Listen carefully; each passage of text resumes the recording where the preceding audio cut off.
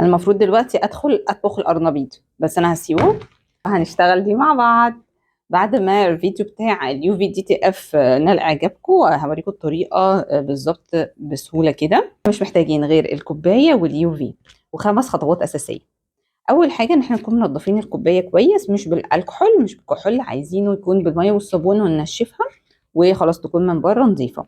تاني حاجه اني هاخد التصميم وهشيل منه البلاستيكه دي. هو بيكون بلاستيكه فوق وبلاستيكه تحت وفي النص التصميم. بقى من اليو في ده كتير، في انواع كويسه وانواع رديئه شويه حسب السعر بتاعه، وهو نسبيا يعتبر سعره مش رخيص بس نتيجه بصراحه حلوه قوي قوي.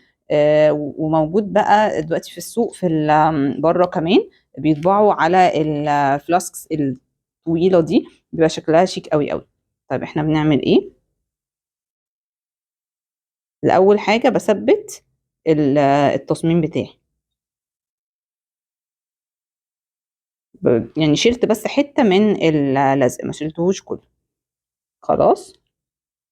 وخلي بالنا يعني الحتة اللي احنا لزقناها ما يفضلش احنا نشيلها تاني خلاص. هبتدي ألزق حتة حتة. هو ده يعتبر بديل لترانسفير الضغط، فأنا محتاجة إن أنا أضغط. وكمان هتشوفوا الخطوة اللي بعد دي التالتة، إن أنا أستخدم حرارة إيدي. المفروض فيه بيبقوا معاهم حاجة سيليكون كده، ممكن تبقى معلقة سيليكون حتى من البيت، بس هي بتبقى عريضة وبيفرغوا الهواء كويس. يعني يفضل برضو ان التصميم ما يكونش طويل قوي وفي ملفوف على كل الكوباية، هيبقى اصعب شوية. انا برضو عشان بصور مع ان انا بشتغل فبتبقى فيها صعوبة شوية. بس ابتدي بقى اسخنه بايدي كده 3-4 دقايق، افضل بحرارة ايدي اضفي التصميم عشان ما يبردش.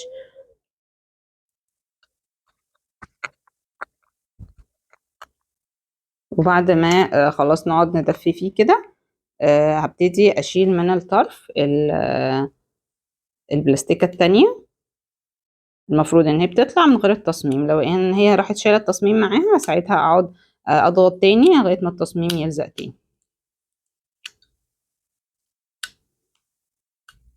دي رابع خطوه بقى، ان انا اشيل البلاستيكة دي.